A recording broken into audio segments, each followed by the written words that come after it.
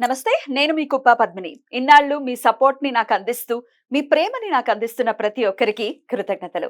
ఇప్పుడు చూడబోతున్న ఈ వీడియో కూడా ఖచ్చితంగా మీకు ఉపయోగపడుతుంది. లైక్, షేర్ అండ్ సబ్స్క్రైబ్ చేసి మీ ఇష్టాన్ని, అలాగే మీ సపోర్ట్‌ని నాకందించండి. అలాగే ఈ వీడియో పట్ల మీ అభిప్రాయాన్ని కామెంట్ సెక్షన్‌లో కామెంట్ చేసి నాకు తెలియచేయండి. నమస్తే. నమస్తే.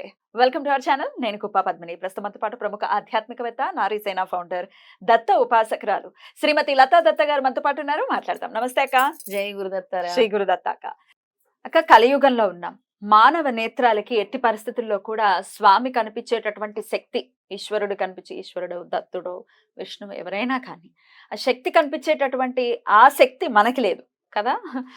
చూసేటటువంటి పరిస్థితి మనకు లేదు. అంత ఉపాసన బలం మనకి లేదు. కానీ దత్తుడు మాత్రం కనపడతాడు. మనం గుర్తించగలగాలి. అంటే చాలా సులభుడై మనకు కనపడతాడు. మనం ఎంతైతే తట్టుకోగలమో ఆ శక్తిలోనే కనపడతాడు అని అంటూ ఉంటే వింటూ ఉంటాం.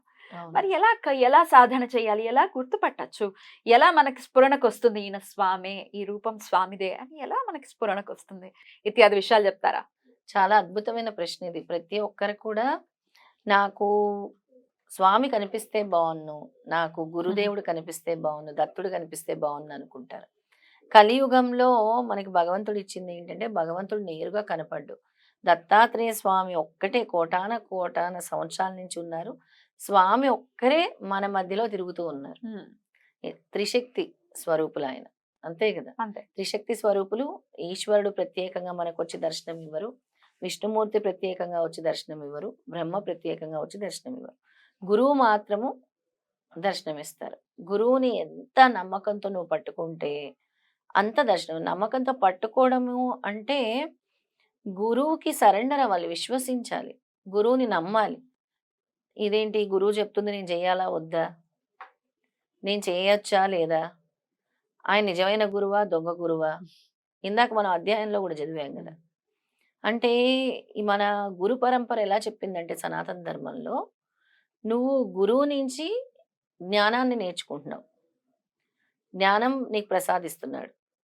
గురువుకి నీవు చేసిన నమస్కారము అది స్వయంగా ఆదిగురు దత్తాత్రేయ స్వామికి వెళ్తుంది. ఆదిగురు దత్తాత్రేయ స్వామి అంటే జ్ఞాన ప్రదాత. ఆయనకి మించిన జ్ఞాన ప్రదాత ఎవరూ లేరనిపిస్తుంది ఈ భూలోకంలో. అంత త్రిగుణాత్మక శక్తి ఆయన.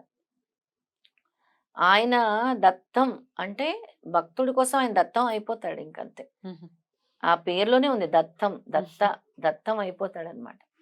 ఎవరైతే సర్వ శరణాగతి, అన్యదా శరణం నాస్తి స్వామి, నాకు మీరు తప్పించి వేరే దిక్కు లేదు, లేదా మీరే నన్ను ఈ సమస్య నుంచి బయటపడేయాలి, లేదా శుద్ధిగా నమ్మటం ఆయన కంప్లీట్ గా మీరే నన్ను ఇప్పుడు కాపాడాలి, మీరే నాకు ఇచ్చే, నాకు అలా కాపాడుతూనే నాకు తెలియదు స్వామి, నేను చేస్తున్నాను మీ సేవ, మరి మీకు లేదా బాధ్యత, మీరు నన్ను కాపాడరా అని ఆర్తితో అడిగితే ఎన్నో సందర్భాల్లో చేశారు స్వామి. ఎన్నో సందర్భాల్లో. మొన్న నాకు ఒక పెద్ద సమస్య వచ్చింది. అంటే పెద్ద సమస్య రీసెంట్ గా. మనమే ఏదో ఒకటి, మనకి ఏదో ఒక అవసరం ఉంటుంది, ఏదో చేస్తాము, ఒక గోల్డ్ లోన్ ఏదో పెడతాము, అలా మనకు సమయానికి చేతిలో డబ్బులు ఉంటాయి, ఉండకపోతాయి, ఏదో ఎక్కడో దానికి కట్టాల్సి వస్తుంది మనకి. ఏంటి ఆ సమయంలో, స్వామి నీకు తెలీదా నా దగ్గర ఏముందో, నా వస్తువు ఉంచాలనుకుంటే నువ్వు ఉంచుతావు, లేదు అది కాదు నాది కాదంటే నువ్వు తీసేస్తావు. నేను ఇలాగే అనుకున్నాను పద్మిని, ఇలాగే అనుకున్నాను, ఇలా అనుకున్నాను.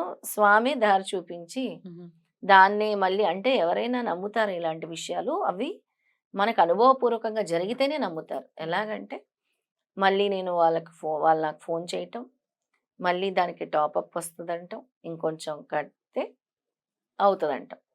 అంటే ఇలాంటి విషయాలకు కూడా స్వామిని మీరు నమస్కరిస్తారా అంటే, ప్రతి విషయంలో ఇంకా ఆయనకు సరెండర్ అయిపోతే ప్రతి విషయం ఆయనకే చెప్పుకుంటాం. అంతే కదా. కష్టమైన సుఖమైన ఆయనతో ప్రతి విషయం. అసలు నిజం చెప్పాలంటే తిండి నిద్ర దగ్గర నుంచి కూడా ఆయనకే చెప్పుకోవాలి. ఒక విధంగా స్వామి నాకు నిద్ర వస్తుంది పడుకుంటాను అనే వాళ్ళు కూడా ఉంటారు. అంటే అంత సరెండర్ అయిపోతాం. స్వామి నేను ఇప్పుడు భోజనం చేస్తున్నాను నాయన, నేను తలుచుకుంటా. నేను ఎప్పుడో విన్నాను, ఇంట్లో నుంచి బయటికి వెళ్ళేటప్పుడు కృష్ణుడికి చెప్పండి, కృష్ణుడిని రమ్మనండి అని విన్నాను. అది నాకు ఎంత మనసులో అది విన్న వెంటనే లోపలే ఉండిపోయింది. ఇంకా అది బయటికి వెళ్ళట్లేదు అసలు. వెళ్ళదు. సో ఇంట్లో నుంచి బయటకు వెళ్తున్నప్పుడు ఫస్ట్ కృష్ణుడి పాదాలకి రాధమ్మ తల్లికి దండం పెట్టుకుని కృష్ణ పద అని అంటాను నేను. కృష్ణ పద అంటే ఆయన ఇదంతా నాతోనే ఉంటాడు. కృష్ణుడు అంటే ఇంకా విష్ణుమూర్తి, విష్ణుమూర్తి అంటే దత్తుడే. దత్తుడు. ఇంకా అంతే, ఆయనే గురువు. నేను అలాగే చెప్తాను, దత్త మీరు వస్తున్నారు నాతో, మీరు నాతో ప్రయాణిస్తున్నారు, మీరు నాతో కూర్చుంటున్నారు, Yeah. మీరు నాతోనే ఉంటున్నారు, Yeah. నా ఆత్మలో మీరే ఉన్నారు. అలా భావించాలంటే సర్వం ఎంత సరెండర్ అయితే Yeah. ఆయన మనకు అంత దగ్గరగా ఉంటారు. పరీక్షలు అనేవి కూడా ఉంటుంటాయి స్వామితో. కానీ నువ్వు సరెండర్ అవ్వకుండా ఏదైనా ఈజీగా వచ్చేయాలి నాకు, స్వామి ఊరికే కనబడాలి అంటే కనబడరు. ఎంత పరితపించాలి స్వామిని, Ah. స్వామి కోసం ఎంత పరితపించాలి, ఎంత ప్రేమించాలి, ఎంత సాధన చేయాలి, Ah. ఎంత నిన్ను నువ్వు మార్చుకోవాలి, ఒక ప్యూర్ సోల్ అవ్వాలి అని అంటే చాలా త్యజించాలి. డెఫినెట్లీ. ఎన్నిటికో మనం దూరం అవ్వాలి. మరి ఇంతకీ ఎలా సాధన చేయాలక్క? ఇప్పుడైతే ఇట్లా నమ్మటం, సర్వస్య శరణాగతి చేయటము, త్రికరణ శుద్ధిగా ఆయన నమ్మటం అనేది చేస్తాం. ఇంకా అసలు అలా చెయ్యాలి అంటే ఫస్ట్ స్టెప్ ఆయన నామస్మరణ జరగటం కదా. ఏదో పూజ చేసినప్పుడు కాకుండా ప్రతినిత్యం మనసులో స్మరణ జరుగుతూనే ఉండాలి కదా. దాంతోపాటు ఎలా తెలుస్తుంది ఈయన ఆయనే, ఈయన ఖచ్చితంగా స్వామి రూపంలో వచ్చారు అని ఎలా? ఖచ్చితంగా తెలుసుకోగలిగే శక్తి కూడా స్వామి ఇస్తారు ఇస్తారు. పద్మిని. మనం పెట్టాం గుర్తుందా, దత్త నామ కోటి మహాయజ్ఞం. నామయ మహాయజ్ఞం. దాని గురించి కూడా మనం ఒక ఎపిసోడ్ చేయాలి త్వరలో. అయితే ఆ దత్త నామస్మరణ అనుక్షణం చేసిన వాళ్ళకి అదొక అలవాటుగా మారిపోయింది, ఒక దినచర్యగా. చాలా సంతోషంగా ఉన్నానని కూడా మనకు చాలా కమెంట్స్ వచ్చాయి. Yeah. అంటే సర్వ ఆపదల నుంచి కూడా, అంటే వాళ్ళు కూడా Definitely. దత్తం అయిపోయారు, దత్త దత్త దత్త అని. Mhm. అలా స్వామిని చేరుకోవడానికి మంత్రం ఉన్నాయి. ఇదివరకు కూడా నేను చెప్పాను, ఒక మంత్రము వనికం వౌషట్ అని అనుకొని మీరు పడుకొని, వనికం వౌషట్ అని ఇది వరకు చెప్పాను ఒక అవును, మంత్రం. అవును. ఇప్పుడు నేను వేరే చెప్పొద్దాను. Mm. అది మీకు కలలో వస్తారు స్వామి మీరు Mm. చేస్తే అని చెప్పాను.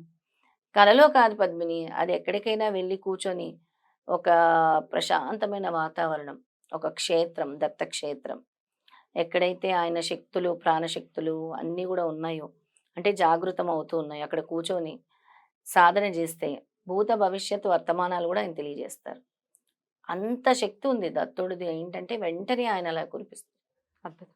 అంత అనుగ్రహం కురిపిస్తారు ఆయన. అద్భుతం. అలా నేను ఇప్పుడు చెప్పే మంత్రాన్ని గనక వీళ్ళు సాధన చేస్తూ, స్వామి మీరు మాకు కనబడాలి ఒక్కసారి అంటే, మీరు కనబడుతున్నా మేము గుర్తించలేకున్నాం. ఆయన కనబడుతుంటారు కానీ మనం గుర్తించే శక్తి శక్తి ఉండదు. అవును, అస్సలు ఉండదు. అలాంటి శక్తి మీకు కలగాలి, స్వామిని గుర్తించాలి. అలా గుర్తించాలి అని అంటే మీరు ఎన్నో మారాలి. మీరు ఈ మంత్రం చదివినా కూడా మీలోని చేంజెస్ ఉండాలి, క్వాలిటీస్ మారాలి. అవన్నీ అవ్వాలంటే సమయం పడుతుంది, అయినా ప్రయత్నం చేయండి. నేను ఇప్పుడు చెప్పే మంత్రం సాధన చేయండి. ఎలాగైనా స్వామి మాకు కనబడాలంటే గోవు రూపంలో, బాలుడి రూపంలో, భైరవుడి రూపంలో, యతీశ్వరుడు రూపంలో, సిద్ధపురుషుడి రూపంలో, అవధూత రూపంలో, మానవ రూపంలో కూడా కనబడతారు. రైట్. ఆ మంత్రాన్ని ఇప్పుడు చెప్పబోతున్నాను. చెప్పండి. ఓం హ్రీం పరబ్రహ్మ పరమాత్మనే హరిహర బ్రహ్మేంద్రాయ దత్తాత్రేయాయ నమః. మరొకసారి చెప్తాను. ఓం హ్రీం పరబ్రహ్మ పరమాత్మనే హరిహర బ్రహ్మేంద్రాయ దత్తాత్రేయాయ నమః. ఇది ఎన్నిసార్లు? ఇది 108 సార్లు. ఇంకా ఎక్కువ సార్లు కావాలి. స్వామి మాకు ఏదో ఒక రూపంలో కనబడాలి. ఆ రూపంలో కనబడినప్పుడు మేము గుర్తించాలి స్వామిని, ఆయన అనుగ్రహం మాకు కావాలి అనుకునే వాళ్ళు ఎన్నిసార్లైనా చేయొచ్చు. బ్యూటిఫుల్ అక్క. డెఫినెట్ గా సాధన చేస్తూ ఓన్లీ ఈతి బాధలకి ఆయనని స్వామి నాకు ఈ కష్టం తీర్చు, నాకు ఈ కోరిక తీర్చు కాదు, ఆయన మీద ప్రేమ ఉంటేనే ఇది మనం చేరుకోగలమా, దీని ఒకసారి ట్రై చేద్దామనే ఖచ్చితంగా ఆలోచన. అవునవును, ఆయన చూడాలి అనే కోరిక ఉంటుంది చూసారా, అందరికీ ఉంటది. నాకు ఒక్కసారి భగవంతుడు కల్పిస్తే బాగుండు, ఏదో ఒక రూపంలో ఆయన దర్శనం ఇస్తే బాగుండు అని. అలా నేను ఎప్పుడు ఆయన అలాగే పిలుస్తూనే జ్యోతులు పెడతాము. గురు చరిత్ర పారాయణం జరుగుతూ ఉంటుందో 7 రోజులు కూడా వివిధ రూపాల్లో స్వామి వస్తున్నారు అక్కడ. బ్యూటిఫుల్. చాలా చాలా అద్భుతమైనటువంటి విషయాన్ని మాకు తెలియజేశారు. కృతజ్ఞతలక్క. నమస్తే. జై గురుదత్త. శ్రీ గురుదత్త.